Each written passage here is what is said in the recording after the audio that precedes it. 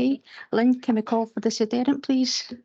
Thank you, Chair, and good morning, members. If you hear your name, can you confirm your attendance, please? Councillor Jones. Present. We have an apology this morning from Councillor Cogley. Councillor Richardson. Present. Councillor Canning. Present, thanks.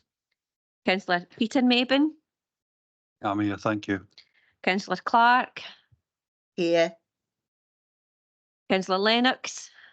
Morning, here. Councillor Kyle. Present. Councillor Hogg. Yep, good morning. And Councillor Watts. Morning, Lynn, I'm here. And you also have an apology, Chair, this morning from Councillor Stewart. Thank you. Thank you very much, Lynn. I'd also just like to welcome Emma Johnson, Head of Annan Hill Primary School, who will be speaking to us in respect of agenda item 3. So we'll look forward to that when it comes. Okay. So do we have any declarations of interest? No, no declarations of interest. Okay, in that case, we'll move on to the previous minutes. So can I ask those who were attended that meeting, can they move as a correct record? Councillor Richardson, yes. Mayor agreed. Yep, thank you very much. Okay, and we'll head on to agenda item 3. So that's Annan Hill Primary School, the HMIE inspection report, and I'll hand you over to Linda. Thank you. Thank you very much, Chair. Delighted to introduce both Graham McGinn as my Deputy Head of Education and clearly Emma Johnston as Head Teacher of Annan Hill to take this item through with members this morning. Thank you, Chair. Thanks, Linda. Thanks, Chair. And I'll bring Emma in as we progress through the paper to share her experience of the inspection. So the report outlines the findings of HMI inspection of Annan Hill Primary School. The report format is one that will be familiar to members through different inspection reports that have been through Governance and Scrutiny Report Committee recently. The recommendations are highlighted in paragraph 2, and that is to note the publication of the HMI inspection report, to congratulate the children and young people and staff on their achievements, and otherwise to note the next steps and the contents of the report. So the aims of inspection are highlighted through paragraphs 3 to 8. And what I would like to highlight to members is that the inspection that took place at Annan Hill Primary School was the short model inspection. So that looked at 2 quality indicators. I'll say a bit more about that as we progress through the report. The inspection process is highlighted through paragraphs 9 to 13. And I would like to highlight at paragraphs 14 to 17 the East Ayrshire quality improvement visits that we undertake to primary schools. These involve central officers, head teachers from other schools, and where appropriately the attainment advisor from Education Scotland. What I would like to highlight is that the feedback is provided to schools, and where required, follow-up visits are scheduled to support schools to implement any actions that are required from the visits that have taken place. So if any improvements are required, then we do follow up to make sure those improvements are being implemented. I would also highlight that we undertook a visit to Annan Hill Primary School, and that's highlighted in paragraphs 18 to 20. What I would like to say is that that was a very positive engagement with the school. It was a very positive engagement indeed. And Emma and her team definitely acted upon the findings from the visit that we provided back to Emma and her team. And I really just want to highlight how positive that engagement was. The HMI inspection then took place following that, and the paragraphs 21 to 24 detail the HMI inspection. But to bring a bit of context, that I'm going to bring in Emma, and who will share a bit of experience of the actual HMI inspection. So I'll hand over to Emma just now. Thank you. Good morning, Chair. Good morning, colleagues. In respect of where the inspection started on the 26th of February, we had taken the quality assurance feedback from the local authority team and had put a number of actions implemented in respect of that. So we were, when we first initially received the dreaded box or the dreaded call, we were quite confident at the point of this that we felt that we had already made significant progress within the actions of the previous quality assurance visit, and we weren't worried about the actual process at all. One of the things, as Graham has mentioned, is the 2 QIs. We were only looked at within 2 of those within the How Good Is Our School document. both receiving a good grading. We were a wee bit disappointed we weren't given the full model. As you can imagine, the team and the preparation that goes into an inspection, we wanted to showcase as much as we possibly could. However, it is very narrow in respect of what they look at. So it was very much a case of learning, teaching, assessment and raising attainment and achievement. And those two QIs were what we had action from the previous quality improvement visit from Graham's team. The inspection did obviously cause tears and tantrums. However, it always amazes me how a team pulls it all together, and we were absolutely delighted with the outcome of the two goods. So the inspection did find lots of strengths in the school, in particular the children and the teaching and support staff. They were very complimentary of myself and my deputy and said that we were relentless in our driving. Working with Linda and Graham, they will know how relentless I can be at times. So we do have a very high expectation culture, and the children absolutely work very well to meet those. We have an excellent ethos in the school, and you can feel that as you walk in the door, and that was commented in the report as well, although that wasn't something we were measured on. We do have a number of children who have highly significant behaviours, and again, they were very confident we were meeting the needs of those children. Again, the theme around inspection over the past year has been around behaviour, and we were able to showcase our behaviour systems and processes that were highlighted in the report as an area of good practice.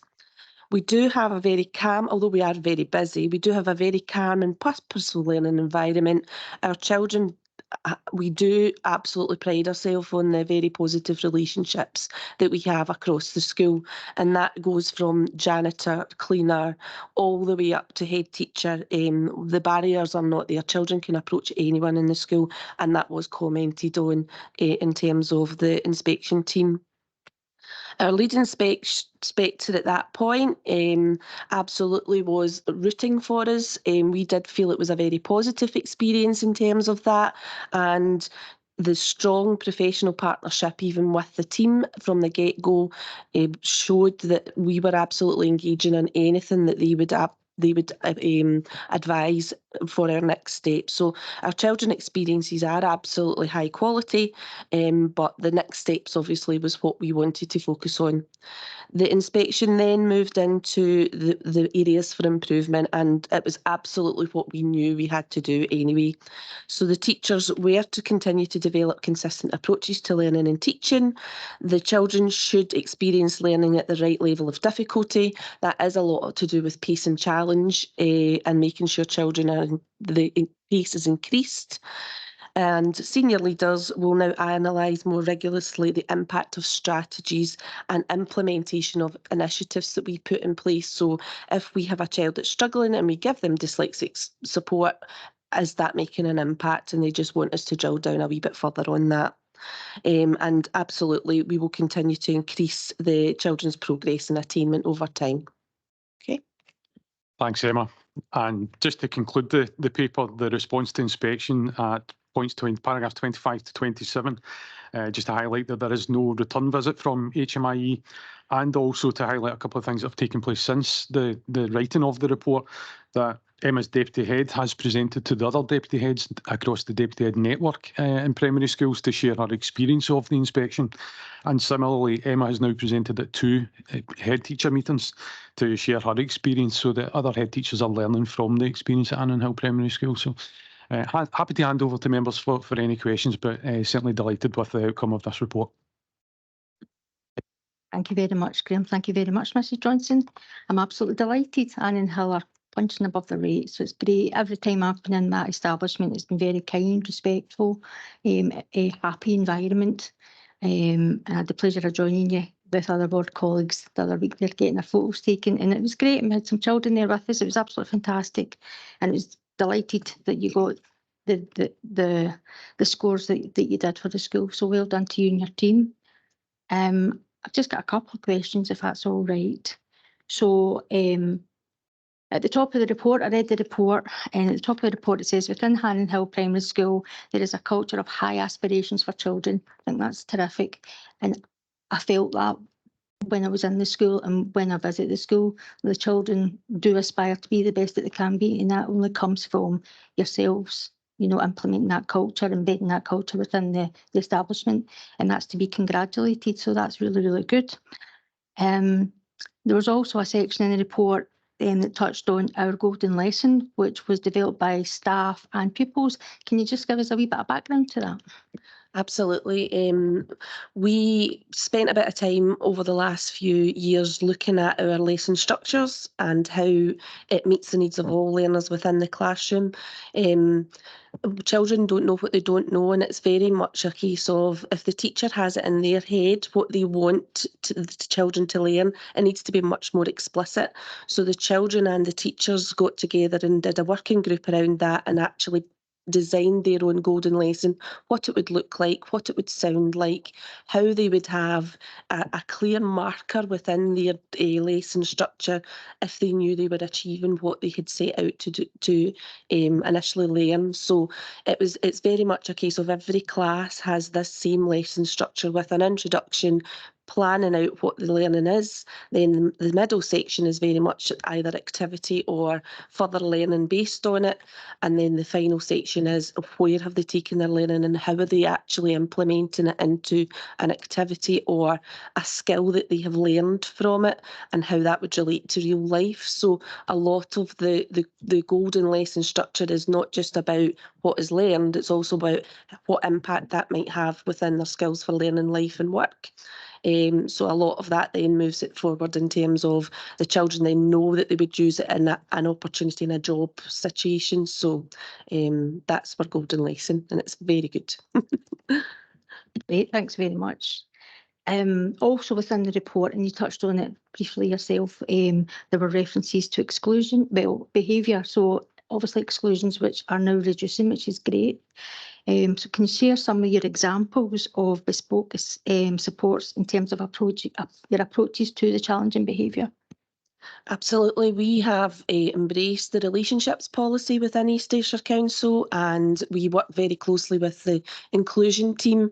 Although Annan Hill looks as if it's a very leafy suburb type school, we do have significant amounts of SIMD 1 and 2. We also have significant ESN, so it's 37% of our school is ESN, and that means that the children have difficulties to become included in their learning, especially children with autistic spectrum disorder. So what we have designed is a process in terms of what children can cope with in their learning. So there's a standard of how a classroom will actually look, feel, and what tools that child will have. And if that isn't working for that child, then what's the next support? So the next support can be things like a proportionate support from an adult or an alternative within the day. We have been lucky to be engaged with the inclusion team with Julie McCulloch, and we have had an extra member of staff and 2 CAs within that, and the impact that that's having on our children with dysregulated behaviour it's immeasurable, the amount of success these children are now having, which is why in the report it said that we need to continue to measure progress within, so that our children are able to access throughout their week and be able to sustain a full-time education by using some of the things like we've got Junior Duke, which is similar to the Duke of Edinburgh Award. We have some swimming, we have health and wellbeing groups, we have outdoor education, and not all these they are happening in the class at source, but this is an extra and additional support. We also have a nurture and inclusion base, and that nurture and inclusion base is absolutely helping any child, you know, regulate their emotions. And within the classroom behaviour, it's very much a case of we follow the restorative practices approach. Any consequence is virtually a case of it's a natural consequence. So if they have broken something, what do they do to fix that? And that model of approach to behaviour was highly commended. We're not a punitive system. That is why the exclusion rates have completely reduced. And it's all about the relationships we have with with the families. And some days, if it's just too much for a child, it's just too much. But there's an agreement there in terms of if it's a 2:30 pickup, the child has done really well that day. It's not about shame, it's about ensuring that child receives the recognition that they've achieved success, and it's a fresh start every day. That's great, thank you. Does any members have any questions? Councillor Canning? Yes, excuse me, it's reassuring to hear the positive experiences, you know, given, as we've discussed in previous meetings, the kind of experiences that are from other parts of the country just now. Just interested, I mean, is there anything done in a structured way to understand if that positive experience was shared by the teachers and perhaps by the pupils as well, you know, in terms of are there any learnings coming from that? Yep, so the learning from the actual experience is now, it will now be replicated. You'll see that in our improvement plan agenda. The children are also part of that process. So all the learning that's come from the inspection in terms of what we know we need to work on, you will see it will replicate in the standards and quality. We know this is where we are. In terms of attainment, we know we've still quite a bit of work to do there, and we know that by engaging further in the pace and challenge that I first mentioned, ensuring that children's learning is differentiated and pitched at the right level. All of this will be in our new improvement plan cycle, so that will include parents, staff and children. So the learning will very much be in that document. Is that not? I suppose, I mean, I appreciate that information as well, but I suppose it was more around whether the actual inspection was a positive experience as opposed to, you know, learnings from that rather than necessarily learnings from the actual inspection. Yeah. Sorry. Yeah, absolutely. The inspection itself, there was a few anomalies in it that we've raised at the centre.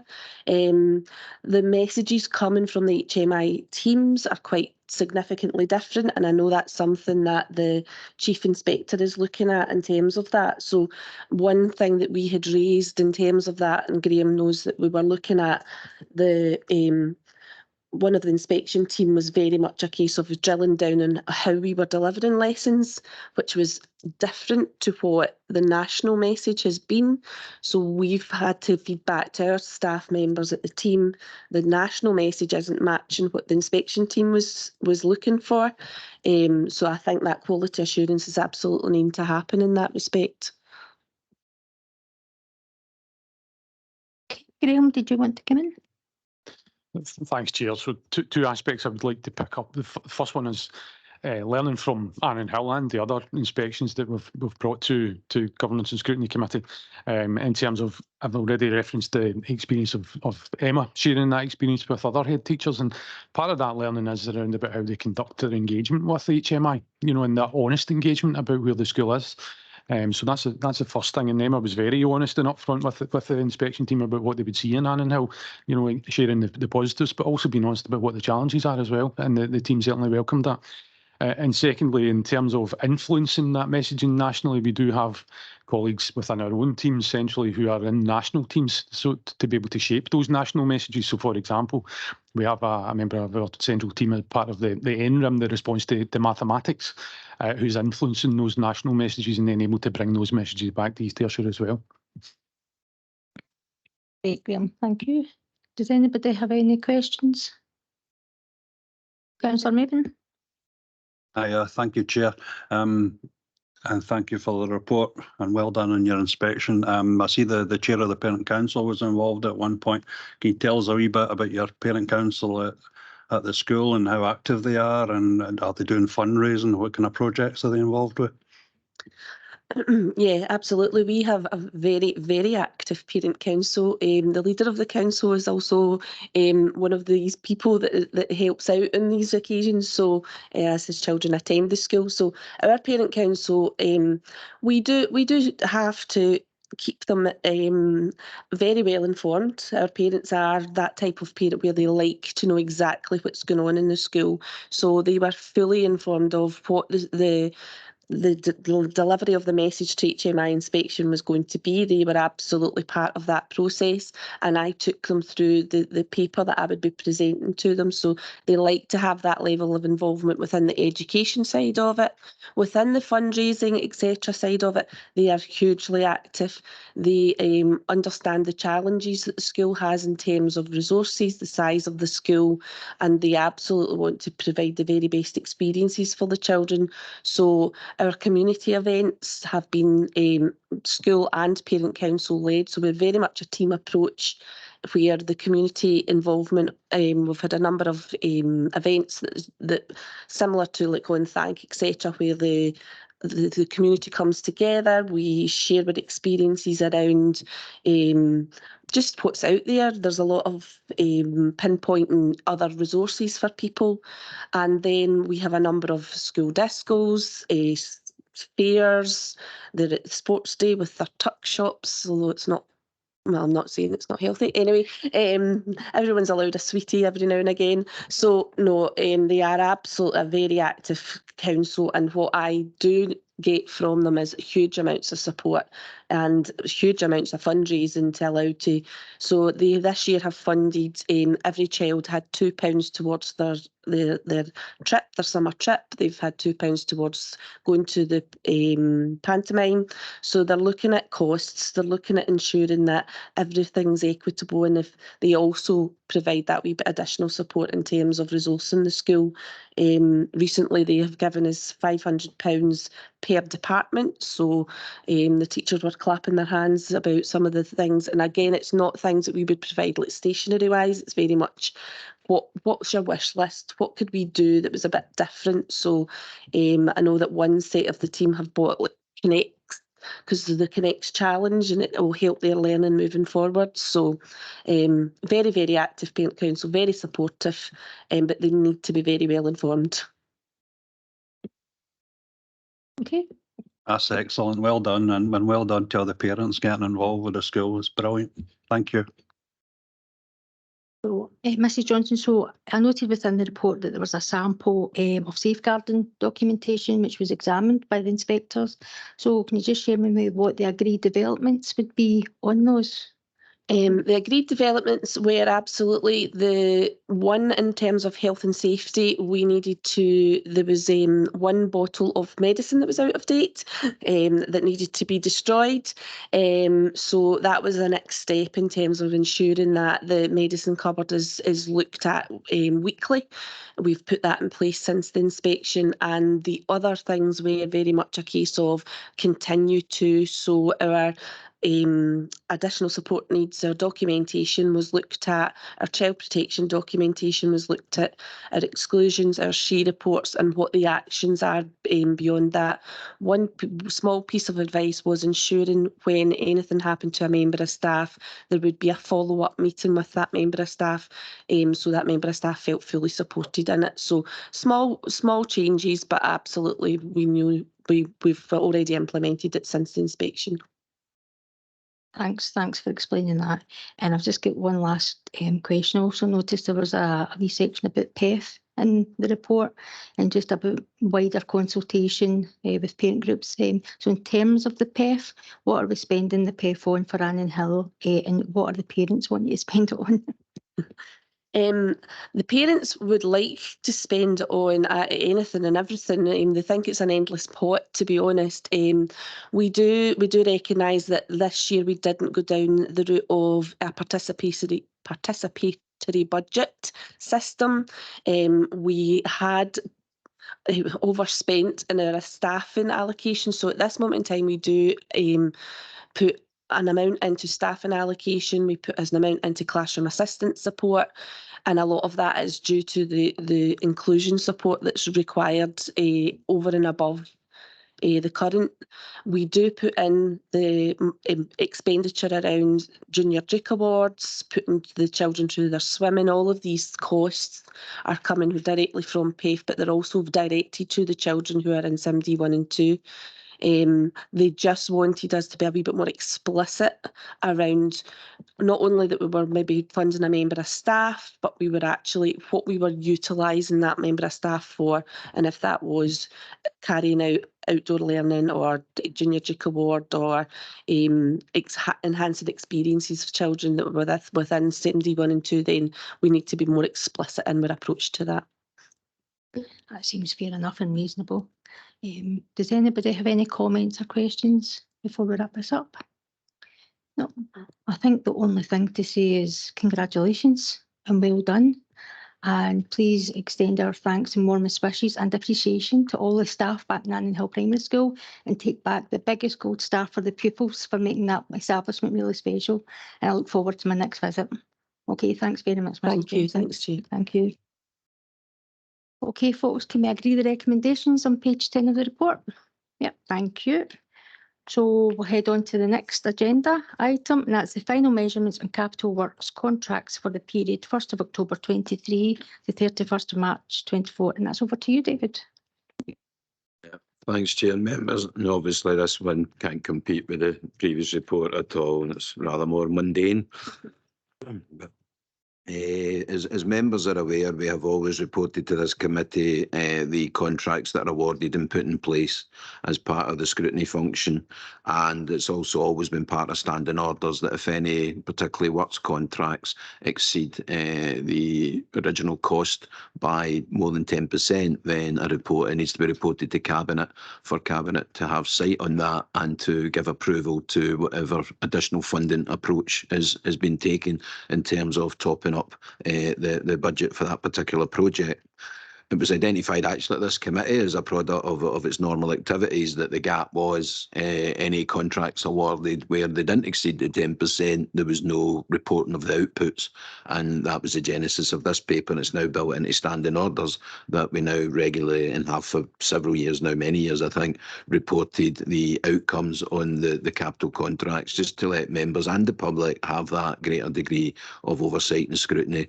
There's obviously this perception in terms of, public sector contracts, but what this actually does is let people see the detail of where things overrun, also to see its swings and roundabouts. And there are many projects that come in under budget because it's not an exact science when you're doing estimates. The real trick is to try and keep it within the value that you award that, rather than the budget estimate overall. But as some of these highlight, there are genuinely occasions when things will happen that, with the best will in the world, you're not able to control. There are also things that can happen that are within your gift if you apply reasonable foresight and build contingencies into budgets. Against that background, I wouldn't propose to go through the rest, not least because my eyesight's getting so bad I can barely read the appendices, and that's just me. But the one I would highlight that kind of encapsulates everything I just said is the last one on page 21, where you have the Dean Castle restoration.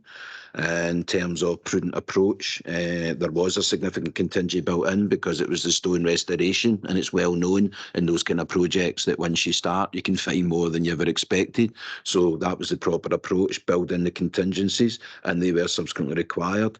Again, sometimes with the best will in the world, it's only when the contractors are on site and start to open things up that you find that there might actually be a need to and value in carrying out additional works that are identified during the project, and that happened on a best value basis around the drainage, the roadworks and the water main, etc. So that put some additional cost in. Then we get hit with the liquidation of CBC, who were the original contractor. That's why this one split into two. Then we had to have a period of pause while CBC Stone, which was actually the Phoenix from the Flames, that company was born out of CBC Glasgow, and it was their stone restoration arm that set themselves up, and we were able to assign the contract. But that all takes time and negotiation with the liquidator, etc. And you need to basically end in one contractual relationship for the purpose of liquidation and create the new one, and make sure there's appropriate crossover and linkage, and that you're not paying twice for anything. So all of that was worked through, and then we get hit with COVID in this project, and it's always was impacted in that. So against that background, the actual overspend coming in at the figure there of, I think it's 487, just under, or 467, but 8.9% is probably in the miraculous category. But I use that to highlight it. And obviously those who were, well, you've all been to the park, but I don't think it's ever looked better than it did last Friday at the Employee Awards event, in terms of you can see what you got, the council got for its money on the works to the castle, as well as the grounds round about, and it was absolutely looking fantastic. So that's just an example of one project that can be beset by all sorts of things, and they can all have a bearing on the final outcome. It's not just as simple as someone got it wrong at the outset. And the purpose of the added value of this report is to give that insight in detail, and of course in terms of openness and transparency, is to let people see how we are spending what are public funds. If there's any particular questions and any others, I'll try and address those, but in general terms, it's as always here for noting and or any comment. Thanks, David. I certainly agree with your comments about Dean Castle. It's looking magnificent. It's definitely the jewel in Kilmarnock's crown. I'll open up. Does anybody have any questions or comments for David? No. Okay, so can we agree the recommendations on page 16?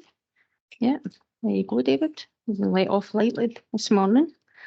Okay, so we'll head over to the next item, and that's the derelict and dangerous buildings report.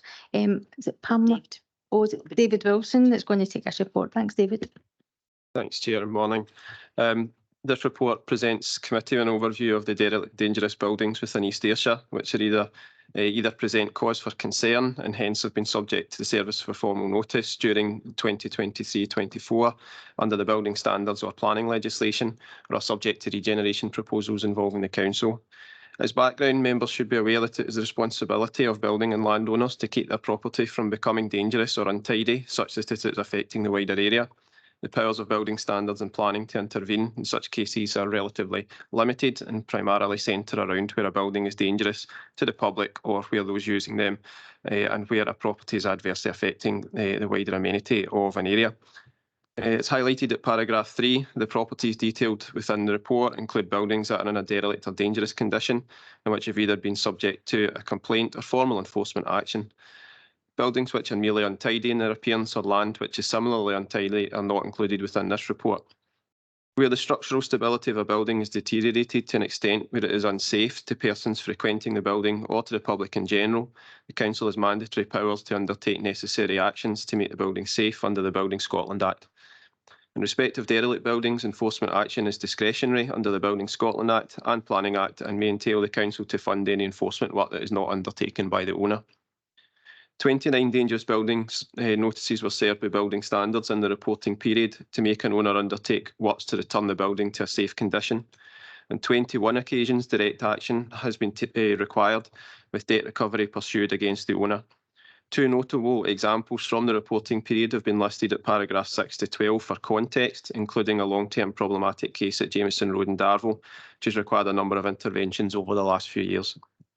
In respect of planning, the council has discretionary powers and may serve a notice on property that is adversely affecting the amenity of the area, often referred to as a wasteland notice, which, if not complied with, could result in the council initiating direct action under section 135 of the Act and then seeking to recover costs reasonably incurred.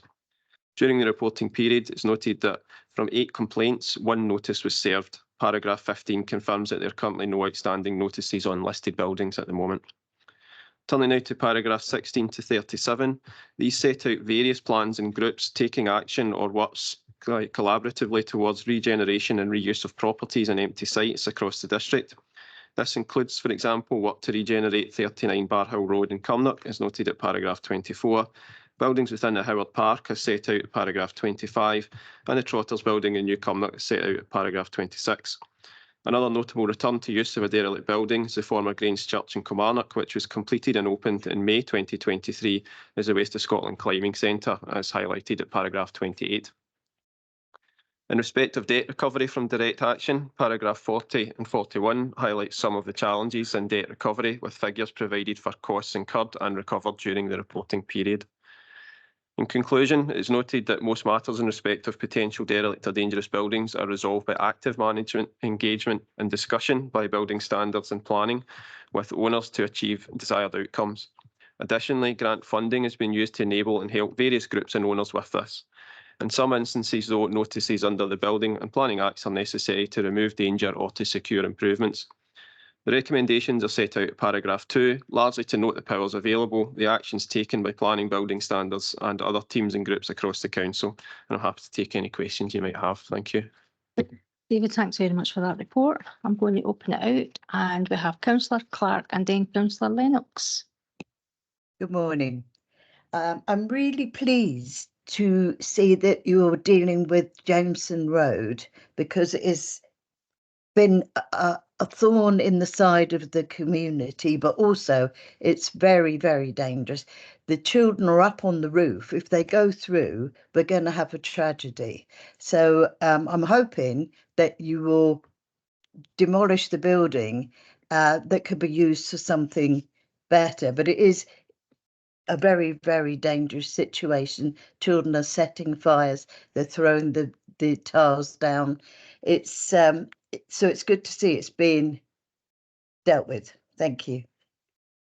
Oh, David, do you want to come in? Yeah. You hopefully then, Councillor Clark, you'll be even more pleased to know that we're trying to up the ante in that one, and what I'm trying to do and what members will see when the East Ayrshire Performance Report comes forward. I think it's the outturn report for last year, when it comes to the reporting of balances. For various reasons, we had a bit of an underspend this year, and what I'm trying to do, as we did last year, is there is no regular allocation of funds to the dangerous buildings budget. We simply top it up each year, and what we try and do wherever we can, if we have to intervene in a building, then as David's presented with the report, the first approach is if there's an owner that's responsible for the building, it's absolutely incumbent on us to engage with them and try and enforce or encourage or persuade and ultimately threaten with an appropriate notice to get owners to fulfil their legal responsibilities and maintain their own buildings and remove any dangerous or defective aspects. We need, the public purse cannot and should not bear the cost of maintaining privately owned property where there's a private owner that can be held to account, and that's first and foremost. Unfortunately, there are situations, and more frequently there are situations where you end up with ownerless buildings, and none more so if the owner used to be a limited company. Members may be familiar from your own general knowledge that it's quite a light touch process. So if I own a limited company and I fail to submit accounts for a couple of years, they will serve me a couple of notices. They will put something in the Edinburgh Gazette that nobody reads, and they will happily dissolve my company for me. That company ceases to exist, and therefore the legal owner of that building ceases to exist. And we've had experience of this, as members are aware. That's the reason we ended up acquiring the ground, the site of the former Conservative Club in Sturrock Street in Kilmarnock, after we'd had to demolish it under Section 29.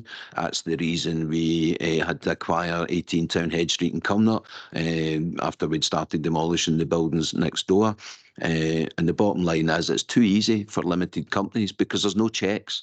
There's no checks at Companies House. There's no checks between one government body and another in terms of even checking the land register.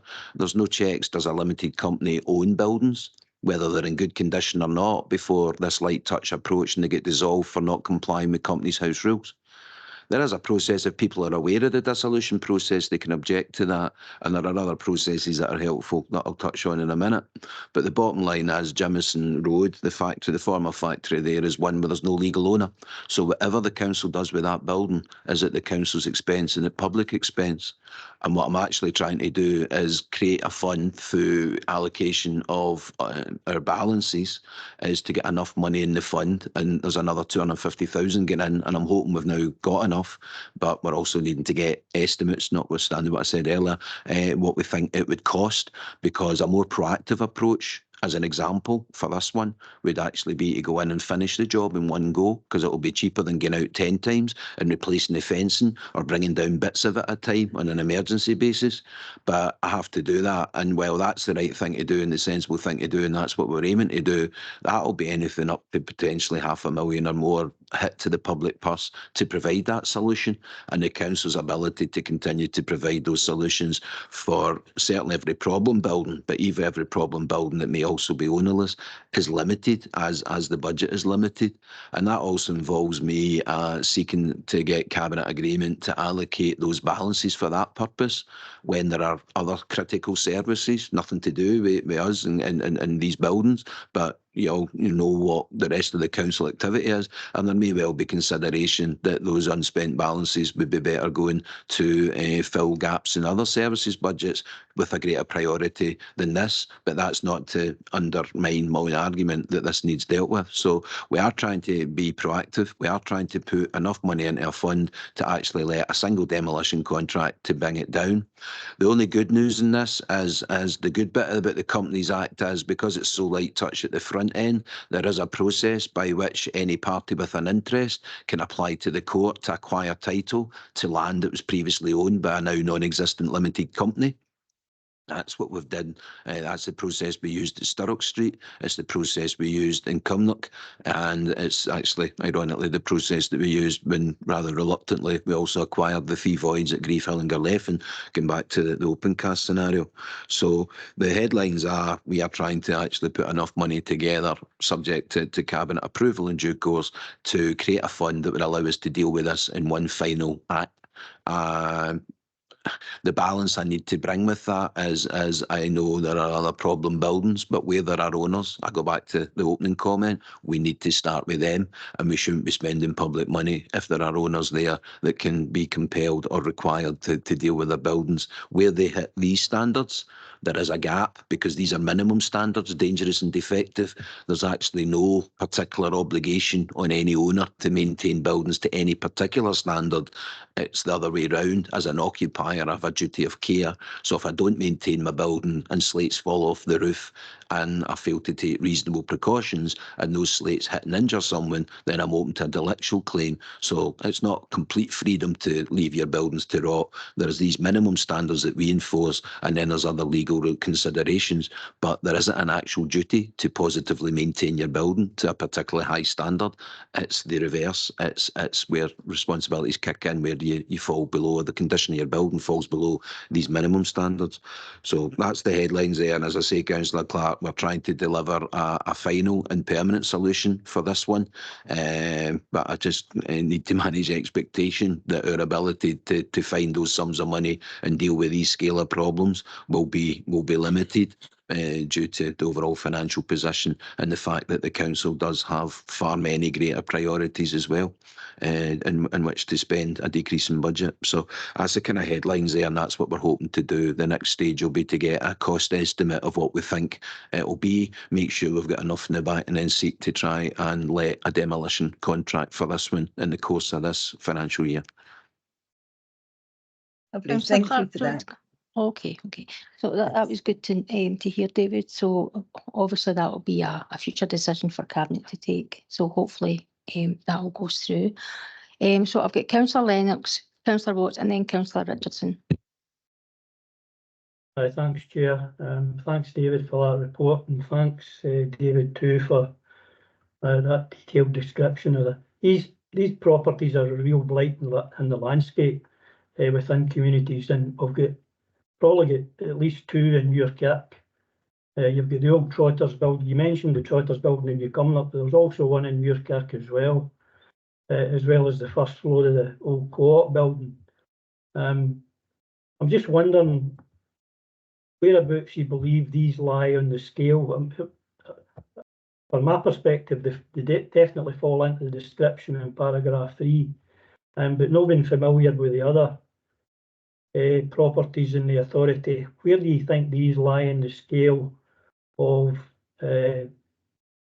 notices being served in the owners? Because they're slowly but surely getting to that stage, I believe, as well. I bring David in. I don't have specifics on the 2, but if one of the ones you're talking about upstairs is the former BB rooms, the difficulty with that one is the last owners of that were several trustees on behalf of the BB, and they've all passed away. So the company stuff doesn't apply. That only applies where the owner was a limited company and it's dissolved or struck off. So what you have there are no owners.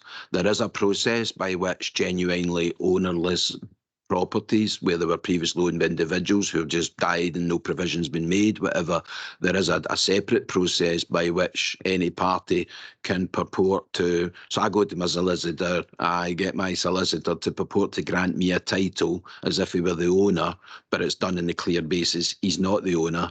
It's non-possessio, there's a fancy legal term for it. So if I own my house, then the process is I'm selling to Councillor Jones. I grant title in the disposition that transfers my ownership rights to Councillor Jones. In a situation where there's no owner, you can get someone to fill that role and to purport to grant the title. And if you have that title and possession, take possession on the strength of that, and have uninterrupted and unchallenged possession for 10 years and can demonstrate you've been in for 10 years based on that original purported grant of title. And normally what you do is take an insurance policy against anyone coming along later to claim title, be it beneficiaries or anyone else, depending on the circumstances. Then after 10 years, if nobody challenges that, and bearing in mind, if there's anyone there to challenge it, then they should be at the front of the equation being held to account as the alleged owner. But usually that goes through. So there is a process, and we've passed that on to the groups, but I appreciate that's a longer term solution because they wouldn't get complete title to the end of the 10-year process. But that's the only actual option that there is at the moment. So specifically with the BB rooms up the stairs, that's the knowledge we have. That took a bit of unpicking. But I think because the BB can't or doesn't take title to anything, then it was a group of locals, as I set themselves up as trustees and actually took the title to that upstairs. And when the BB stopped using it and the trustees had died, it's just kind of all passed on. It's just kind of withered on the vine. We have even approached the national organisation to see if they would be able to assist, but they took nothing to do with it because, generally speaking, they don't take ownership of buildings.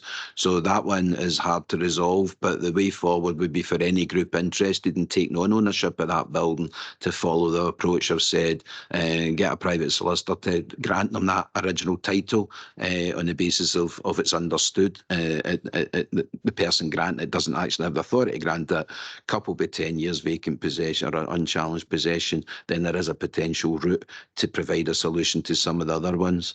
I'm getting mixed up, I think, on the Trotters building because it must be the one in New Cumnock that's actually down now, but I thought it was the one in Muircut. But last time I went through Cumnock, the rubble still sat there, so there's still a bit of work to be done in that site. But I'll bring David in now if there's any more specific comment on the buildings themselves rather than the legal ownership. Yeah, specific to the two that you mentioned, Councillor, I think there's been interventions in the past with building standards in terms of making those buildings safe.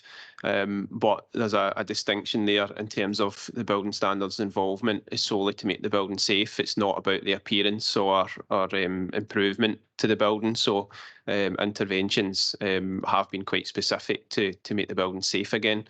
In terms of any kind of appearance and the impact of how the buildings are looking, there's potential to intervene under the Planning Act in terms of Section 135 and 179, sorry, in the Wasteland Notice. But it's a quite high bar to have something that's so bad as to be affecting the general amenity of the area that we would serve a notice like that. We don't serve many. We try and judge appeal decisions against these things and keep ourselves up to date with the types of successful notices that councils are serving up and down the land and try and make sure that we are on a par there so that we're tackling the buildings in the right way. But notices under that section, it has to be quite a significant impact that it's having on amenity. So we all know there's a number of buildings, probably in each main settlement, that are in quite poor condition. But on review, when we are asked to review them, very few probably reach the bar that we consider we would serve a notice on. We would try and engage with owners where possible, asking them to tidy things and supporting any applications that they may want to be making for the future. In this report, there's a number of different council services that are working to try and make improvements to different buildings that may have access to funding or different things. We try and join that up as a council as much as possible. But unfortunately, there's going to still be a number of buildings that are in poor condition that the owners are not doing anything with, and that we probably can't really force an awful lot with. So those ones, as you mentioned, there's been interventions on safety grounds, but probably not to the extent that we can force the hand to make general improvements on them. Thanks for those responses, it's appreciated. Thanks, Councillor Lennox. Okay, Councillor Watts. Thank you, Chair, and thank you, David, for the report. I think I need to have a little bit of transparency. I sit on the IT World board as a council appointment, as does Councillor Kyle. When we look on page 26 at item 24, the Cumnock and District Men's Shed. Now, I am fully supportive of the Men's Shed work, as well as the Nest Wellbeing Group. I mean, they do a fantastic work within the realms of what they do.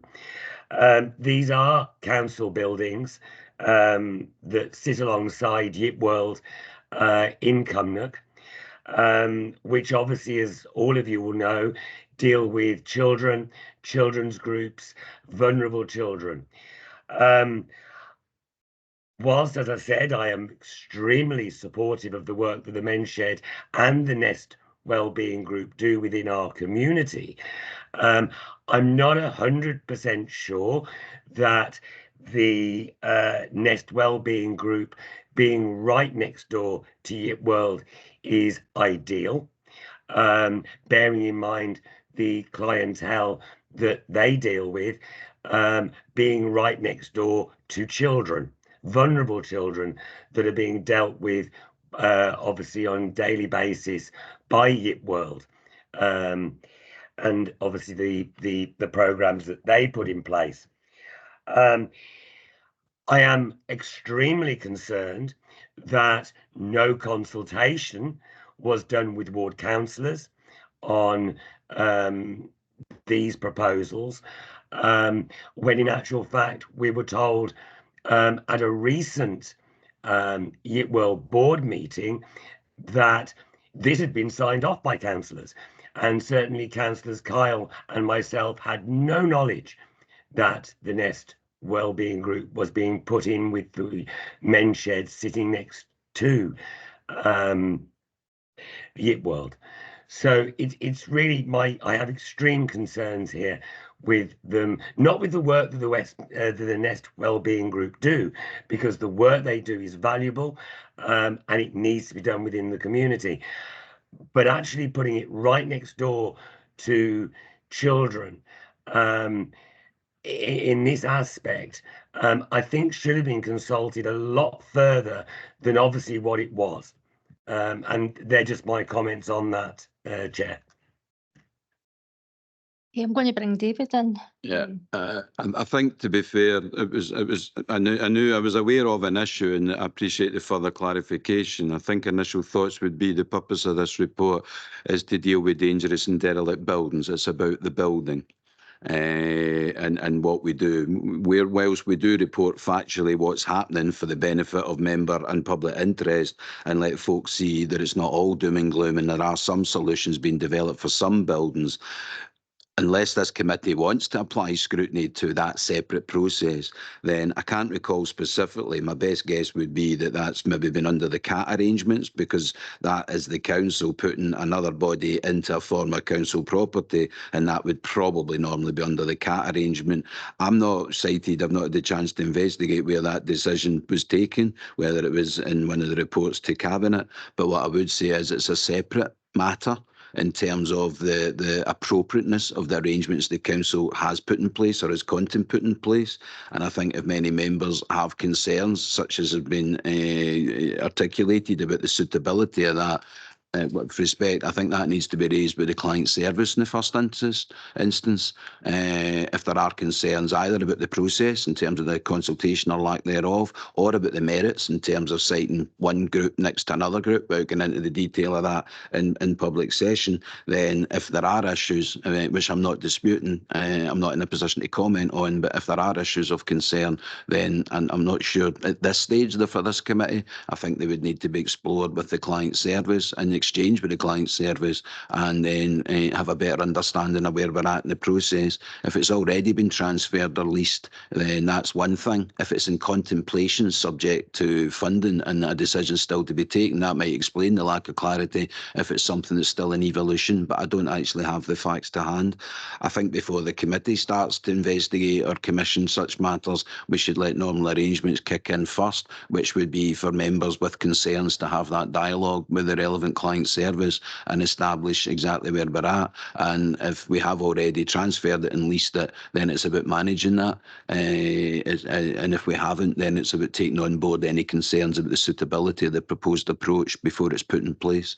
But in terms of this report and the relevancy, this is about the condition of the buildings rather than the suitability of any alternative approaches being taken, where the concerns are actually around the decision making and the suitability of one group being next to another group. That goes well beyond the scope of this paper or the remit of my own services, and I don't like passing the buck, but I think there's a conversation to be had with the client service if there are concerns about either what is a proposed approach or an approach that's already been implemented.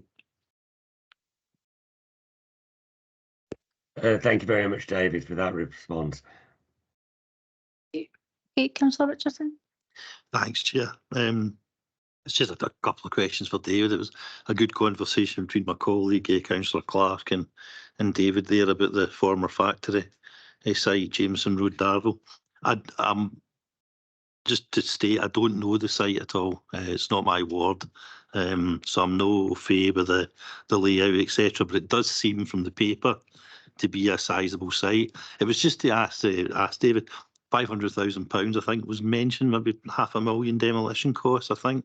And it is a lot of money, but assuming we got the money and we were able to demolish the old factory building and, level the site, obviously at a previous council meeting, I think it was Councillor McMahon managed to get agreement for the council to look at the provision of social housing in our outlying areas.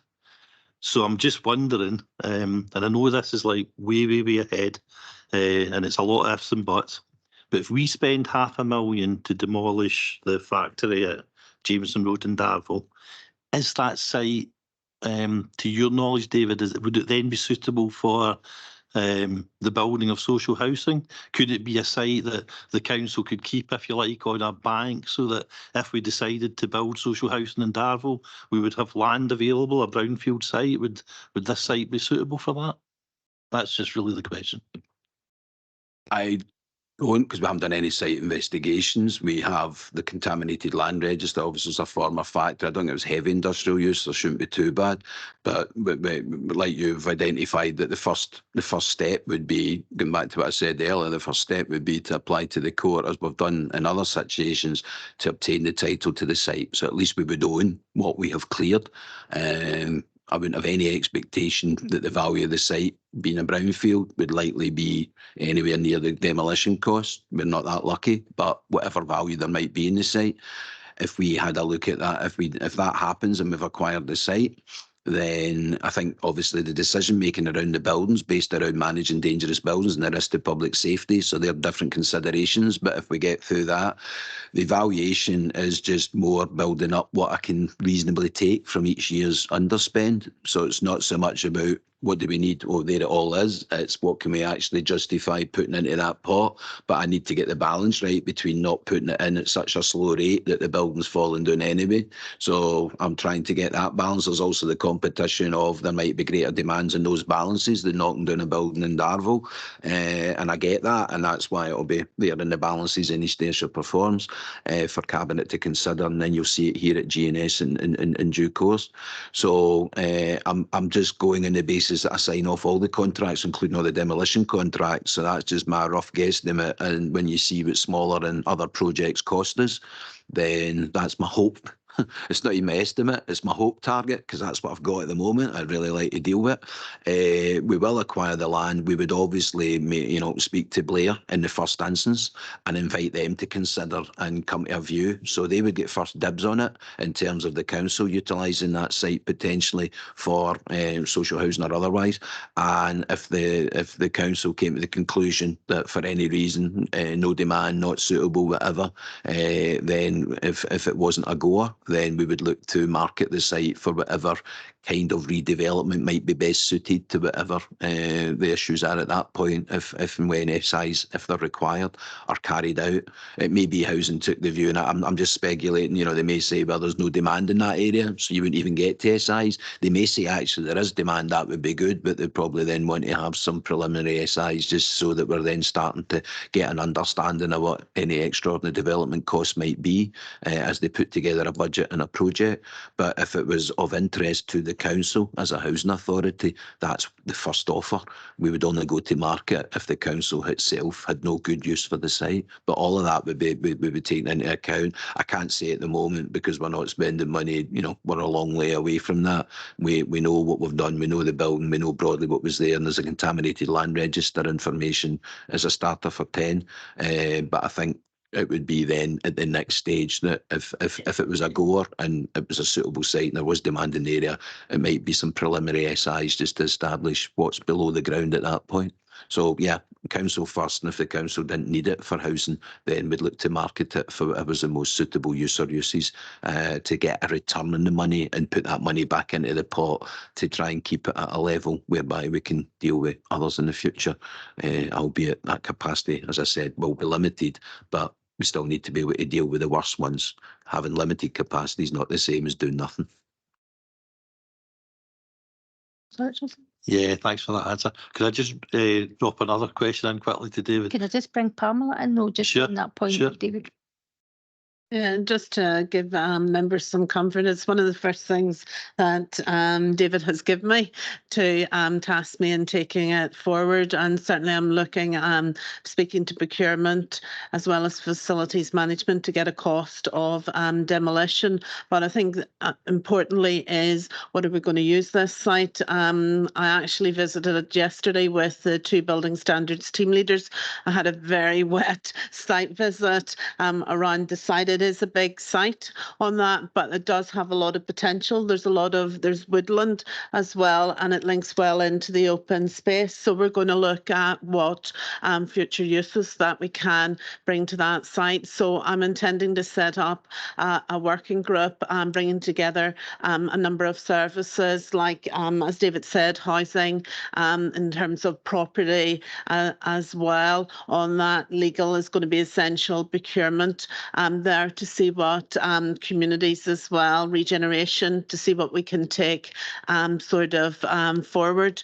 My background is in regeneration in difficult, quite challenging sites and trying to get future uses for them on that. So just to give you the comfort that we are progressing that. So we should be coming back to probably be cabinet in terms, as David said, in terms of the cost, but also I think more importantly as well is what's going to be future use of that site and how we take that forward.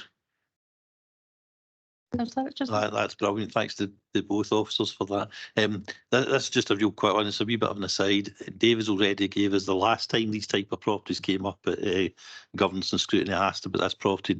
David gave us the full background to it, and I know he's got a pile of papers that goes halfway to ceiling in this one.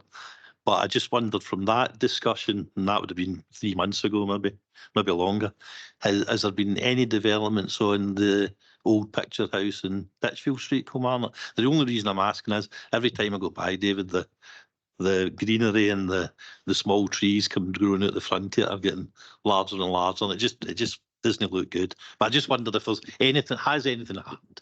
We are currently looking, you're right, it was brought to our attention, it's further deteriorated just in the last week or two. A colleague went out, Tom Dickey went out and had a look, and the conclusion is that we're now at the stage where it meets the threshold for an amenity notice. So the owner of that building should be, will be taking that forward as part of due process. There was a short issue that it was insecure again, so he has been back out. As members know, that is a building with an owner, but it's a building that's why I made the point earlier, I always have that building in mind. It's one of those buildings that only occasionally dips below through that lack of ongoing maintenance. It's structurally generally sound, but through ongoing lack of maintenance, it occasionally dips below, or if it's open, then it's deemed dangerous or derelict, and then it deteriorates, and then he'll come and make minimum improvements to get it back above the threshold. So whilst promising all sorts of potential development of that site and ending up the front page of the paper with those promises, but nothing's actually happening yet. So as a result of its current condition in the last inspection with the Enforcement Office, our colleagues are currently in the process of working towards an amenity notice to deal with its current condition for the reasons you've described. I don't know. I don't think there'll be any update. That was only last week, but I don't know if colleagues have got anything further to add just now, but that's the headline. Again, thanks, David, for that answer. Just this is my ignorance, colleagues, officers. I'm an amenity notice. Is that the one where we go in, do certain works, and then bill the owner for those works? That's a potential outcome, but in the first instance, the purpose of these notices, where there are owners, to serve them on as requiring them to do the works and putting them on notice if they don't do works within a specified period. We reserve the option under most of these acts to go in, carry them out at their cost, and then seek to recover, which is great in theory, but not always as straightforward in practice. But again, colleagues can confirm, but that's the purpose of serving the notice. This is the position. You need to do this. If you don't do this by then, we have the right to step in and do this at your cost.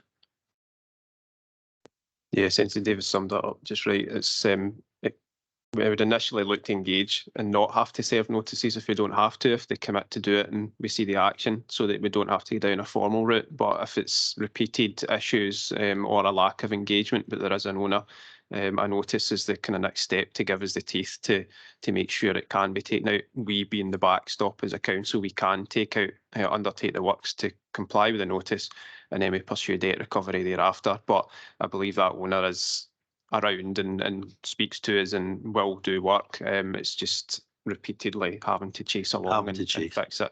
There is at least one live planning application or consent on that site, so there are potential for longer term sustainable uses on the site, but it's entirely over to the owner to take that forward if he wants, and we can't force that, unfortunately.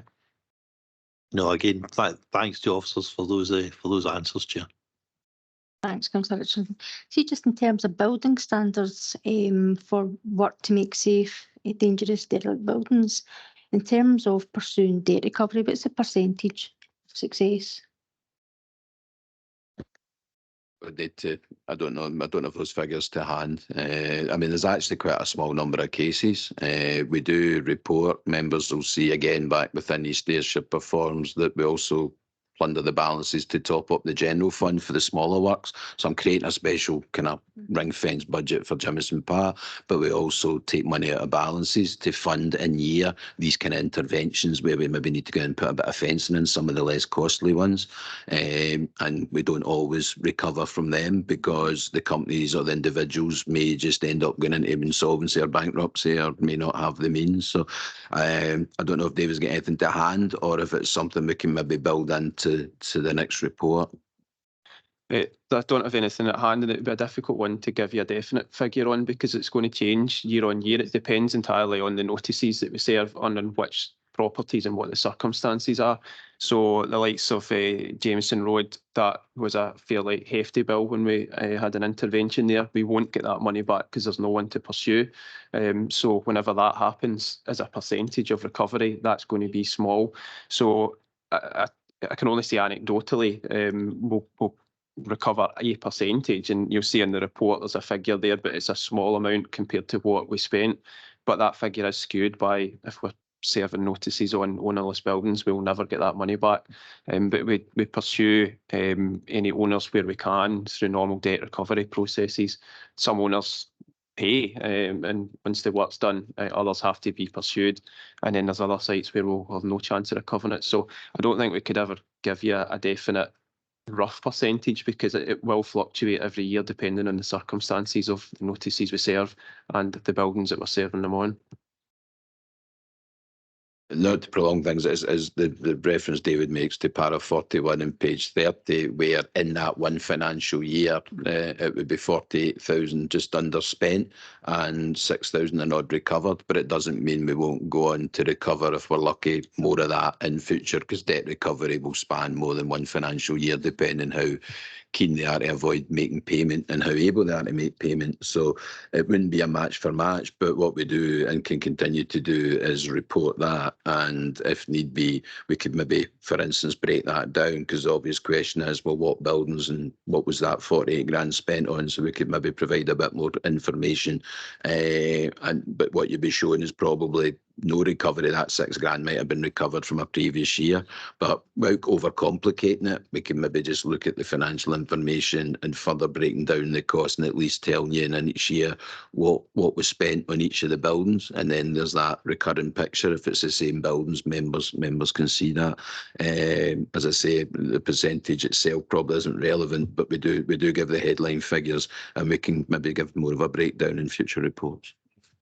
I think that would be helpful. Would you think, members, to have that breakdown, what's spent on specific buildings?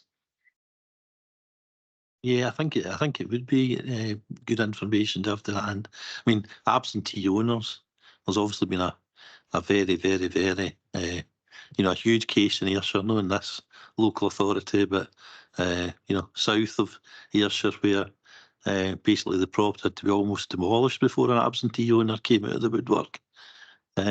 So it's I can see David's and officers' problems sometimes in actually recovering these monies, because sometimes, although the building's in ownership, the people that own these buildings just sometimes they just let them go to rack and ruin, and it just seems that they don't have any what's the word for it, conscience, really.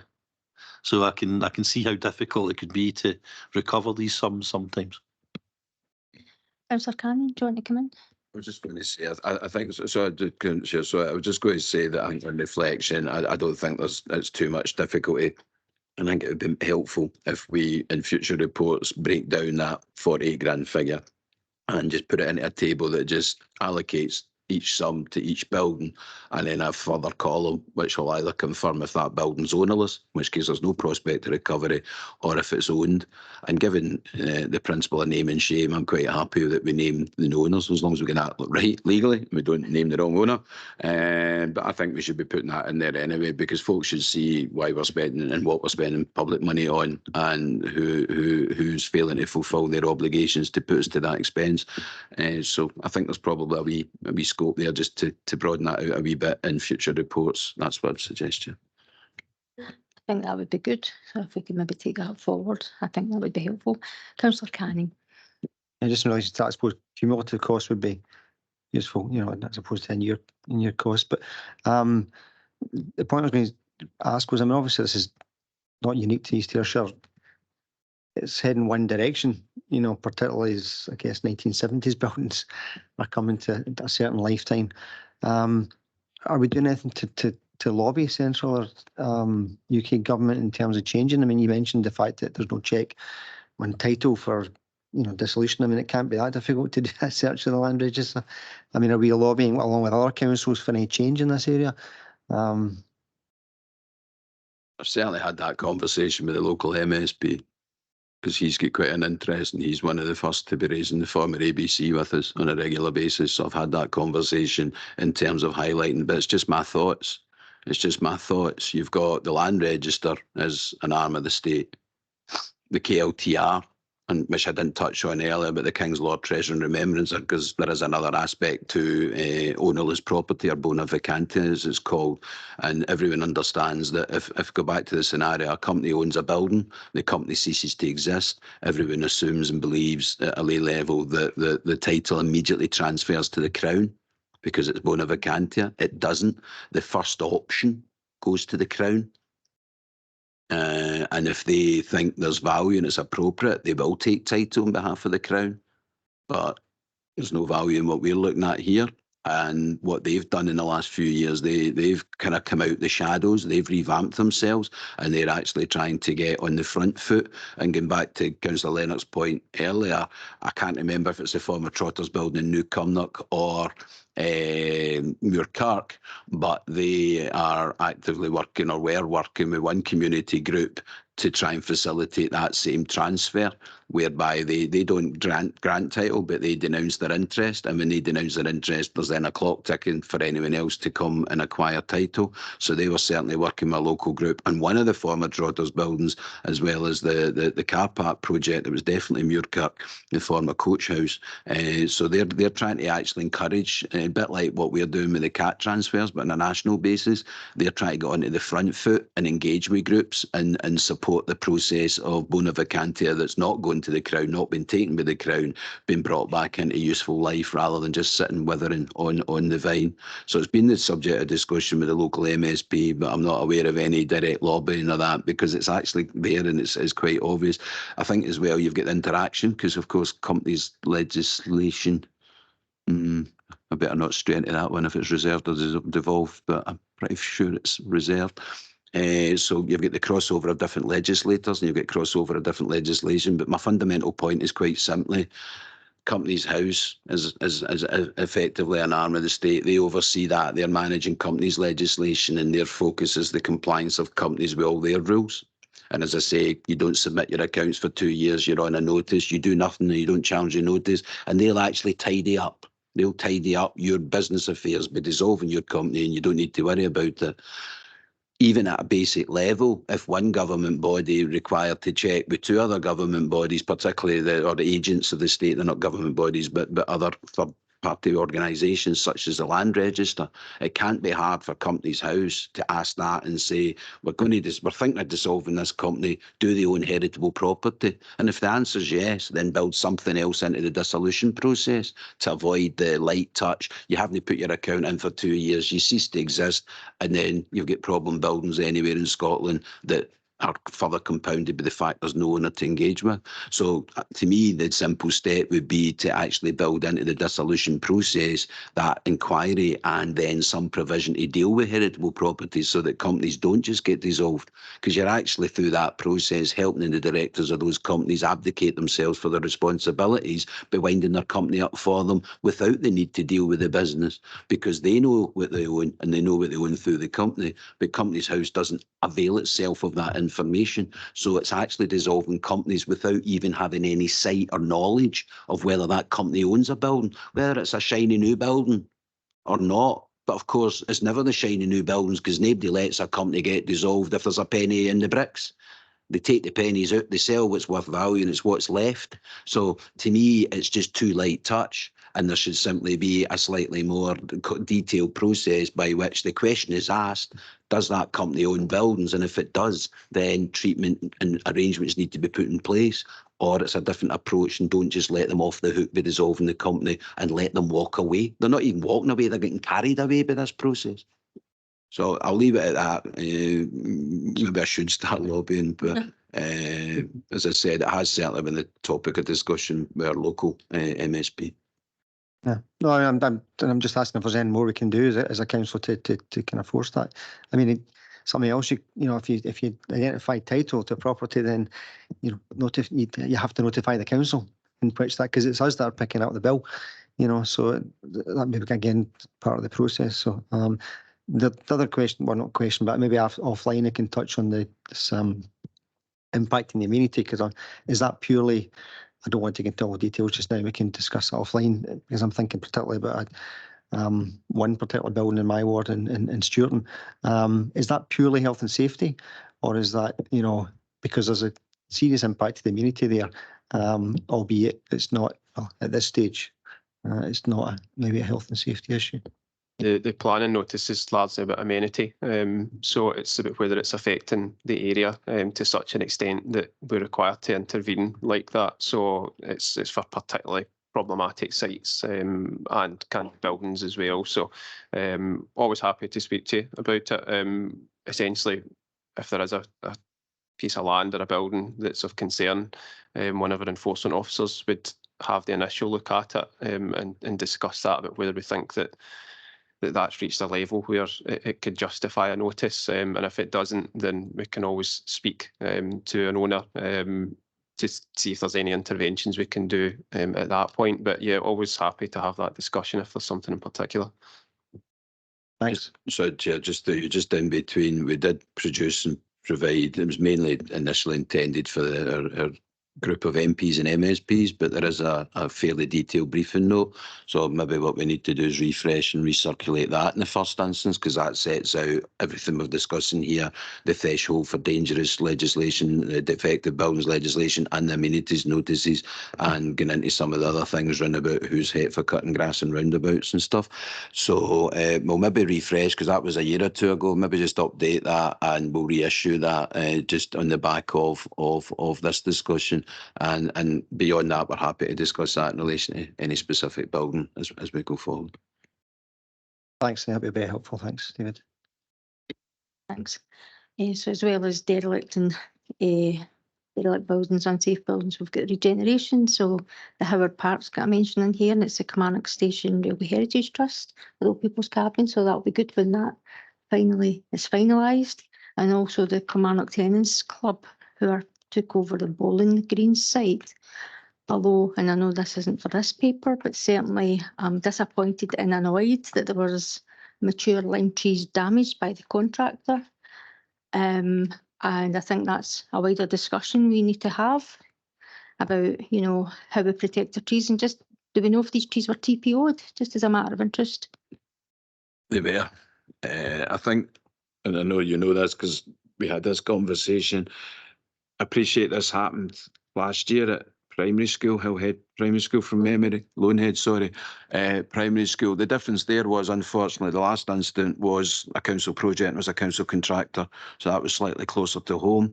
As is set out here, the position in the Howard Park is that the council had leased the ground after the CAT transfer and the petition to the sheriff for the common good element, and got that all cleared, and the contractor was awarded or put in place by the tennis club. So the contractor was providing the works to the tennis club under a works contract, who are in under a lease granted by us. Contractually, the lease protects us from any damage caused by the tenant, and the works contract will protect the club in terms of being able to then seek indemnity from their contractor, and then at a delictual level back to the duty of care as the direct owner, having incurred loss and financial loss, I shall come to, then we could also have a delictual claim directly on the contractor. So the first impetus was to make approach.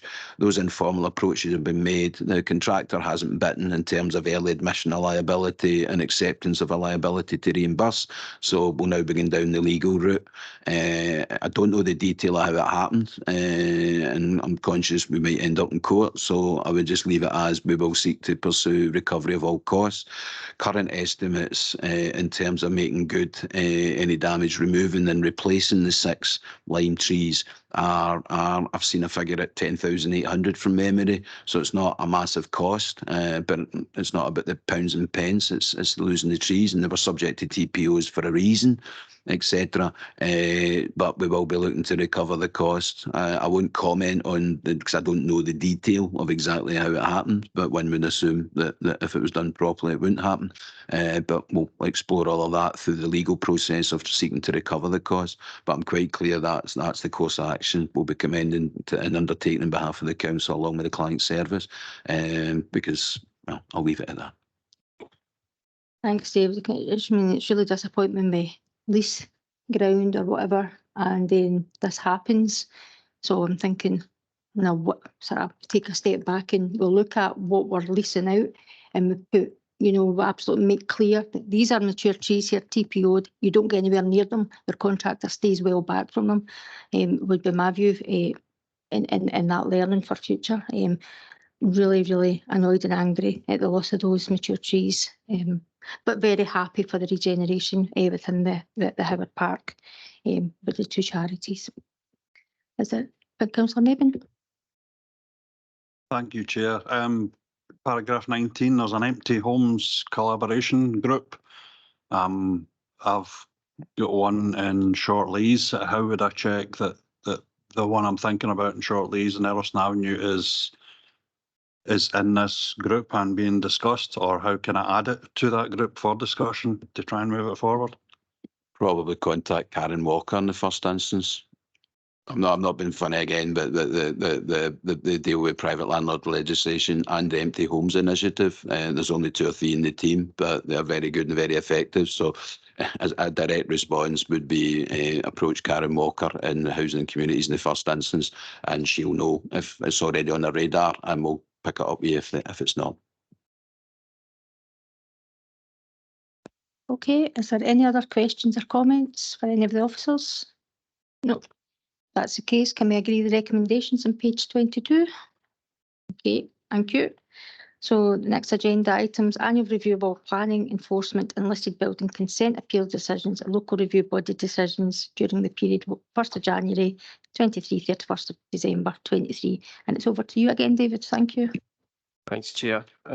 This report is to present for your information an annual analysis of planning, advertisement consent and listed building consent appeal decisions received from the Scottish Government Directorate for Planning Environmental Appeals, the DPEA, and a summary of the reviews considered by the local review body, the LRB, during the period of 2023.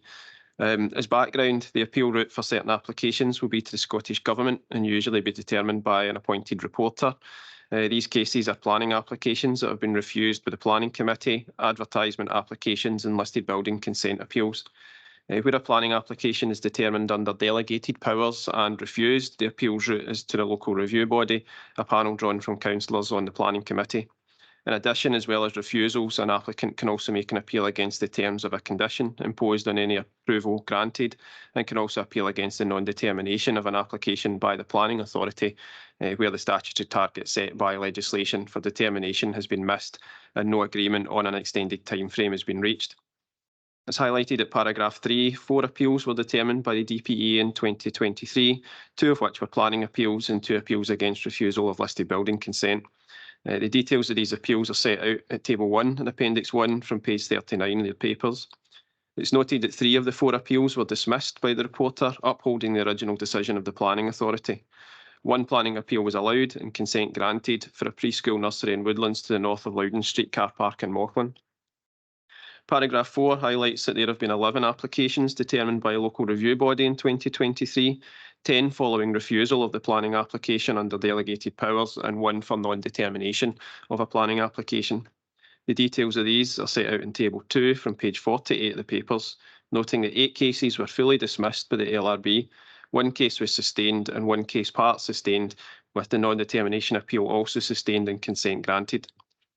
In relation to enforcement activity, at paragraphs 6 to 11, members will note that 231 new enforcement cases were opened, 67 of which related to householder cases, with the remaining 164 to non-householder cases.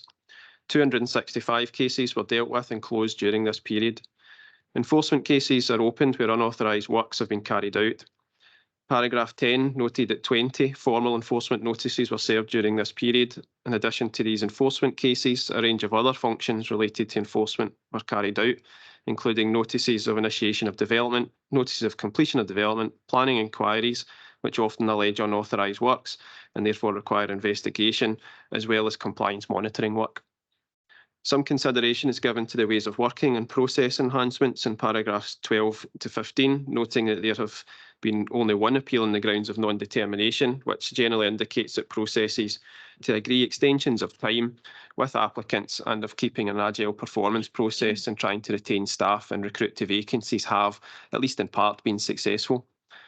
Finally, it's highlighted at paragraph 16 that one award of expenses was made against the council during 2023 period in the appeals to the Scottish Government, although the appellant has not sought to claim that expense to date.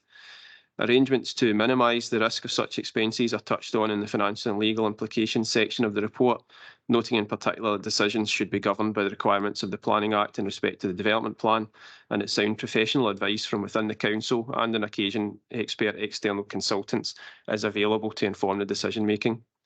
The recommendations set out paragraph 2, which is to note the annual review and otherwise note the contents of the report, and I'm happy to take any questions you might have. Thank you. David, thanks very much. Does anybody have any questions or comments? David? Can I just ask for some background, please, David, on the Leigh Milton Mill Crosshouse?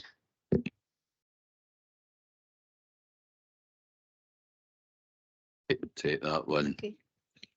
And I'm conscious we're in public session, so I'll give the headline position, which is that there is unauthorised development in that site comprising various structures, etc. The council has been engaged with the owner for a long period of time. The council has served enforcement notices. I think quite a while ago now. The council has continued to try and get to a resolution. The owner has on multiple occasions indicated, and I think there has been some progress and the removal process has started, but kind of intermittent and slow.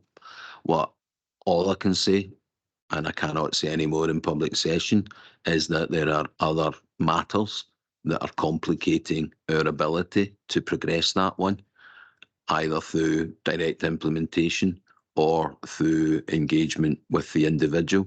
It has been challenging and problematic. There are other issues going on for him involving other proceedings and other parties that I am clear have nothing to do with the council, but he is less clear in that, and that has also served to complicate it. And given there are other live proceedings involving that individual and third parties in respect of which he seems intent to drag the council into those with no good cause, I would leave it at that and simply offer assurance members that that one is a particularly difficult situation, but we are continuing to do what we can in the exercise of our powers to get to a resolution that doesn't have any unforeseen adverse impacts on anybody, including the owner and his family. I'm sorry, I don't mean to be dramatic or that, but we are in open session, and if members wanted any more round about that one, I would strongly suggest, and no offence to my colleague Mr Dyson there, but I would strongly suggest before I can go into any more matters, if you have an appetite for that, that we would need to suggest the exclusion of press and public to allow me to share that with members. No, I don't think we need to exclude press or public, David. I think your commentary there is enough, and it's just reassuring that this particular site is on the radar. Are there any other questions or comments? No. In that case, can we agree recommendations on page 32? Yep. Thank you. Okay, colleagues, that's the end of the meeting. So thank you very much for your attendance, and I hope you all have a good weekend. Thank you very much.